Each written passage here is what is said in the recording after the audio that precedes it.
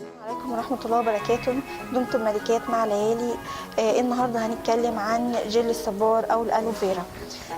جل الصبار او الالوفيرا موجود في الاسواق. شركات كتيره بدون ذكر اسماء يعني. بيجي بالصور اللي احنا شايفينها دي، في منه الاخضر وفي منه الشفاف الابيض.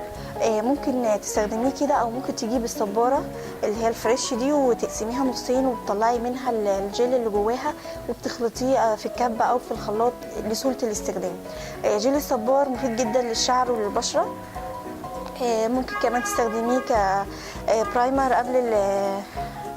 قبل الميك اب. كمان النهارده هنعمل منه ماسك حلو جدا وسهل خالص. وممكن نضاعف الاستفاده منه للبشره واحنا بنعمله ماسك للشعر. الماسك اللي معانا النهارده حلو جدا للشعر.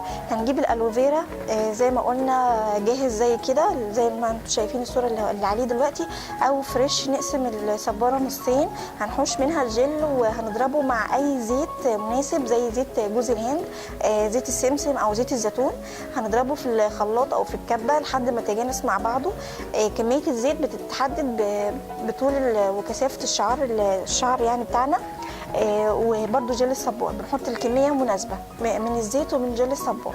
بنضربهم مع بعض لحد ما يتخلطوا جامد، وبعد كده بنحط على فروه الشعر، على فروه شعرنا. بنهتم طبعا بالفروه الاول، وبعد كده بننزل لاطراف الشعر. بنفس الماسك ده هنعمله برده ماسك للبشره، هنستفيد يعني منه ماسك للبشره. البشره بتاعتنا هنوزع عليها الماسك ده بالظبط نص ساعه ونغسل بشرتنا، انما الماسك اللي عملناه لشعرنا بنسيبه من 2 ل4 ساعات. الماسك مفيد جدا وهنقدر نوزعه على بشرتنا على شعرنا، هنستفيد منه يعني من خلال البشره ومن خلال الشعر. جل الصبار هنستخدمه في ماسكات كتيره جدا في فيديوهات تانية كتيره. ان شاء الله تستخدموا الماسك السهل والبسيط دوت وجل الصبار ويعجبكم وتجربوه. دمتم ملكات معانا.